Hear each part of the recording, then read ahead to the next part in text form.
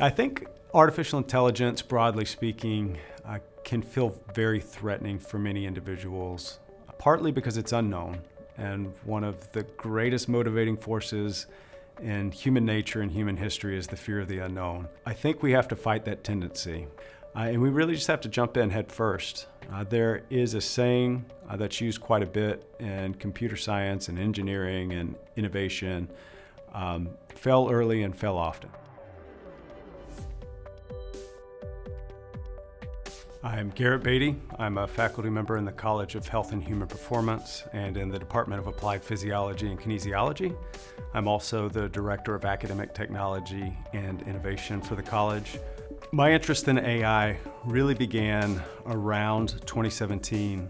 I was contracted to consult for a virtual reality training company. In the Department of Applied Physiology and Kinesiology, we offer a course called Applied Sports Science. For this course, we have partnered with a third-party vendor that helps develop AI solutions. In this case, it's a chatbot. Our students are gathering a large data set from a publicly available database in Major League Baseball, and they are trying to figure out how those variables might predict the outcome of the pitch that's thrown.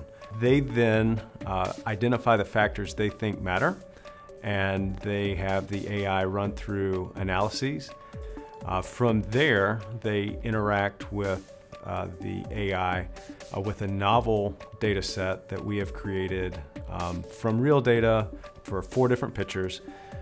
The general framework of the assignment is that these pitchers are trying out to be on a team. So they're essentially trying to show what their skill set is. They throw 100 pitches in a bullpen session that are tracked, and then the students, using their AI that they've trained, have the task of identifying which pitcher is the most skilled and most likely to be successful in terms of the types of pitches they threw. In 2024, I was honored to receive the AI Across the Curriculum Ambassador Award, which was an award to recognize efforts towards encouraging implementation, adoption of AI within the UF curriculum.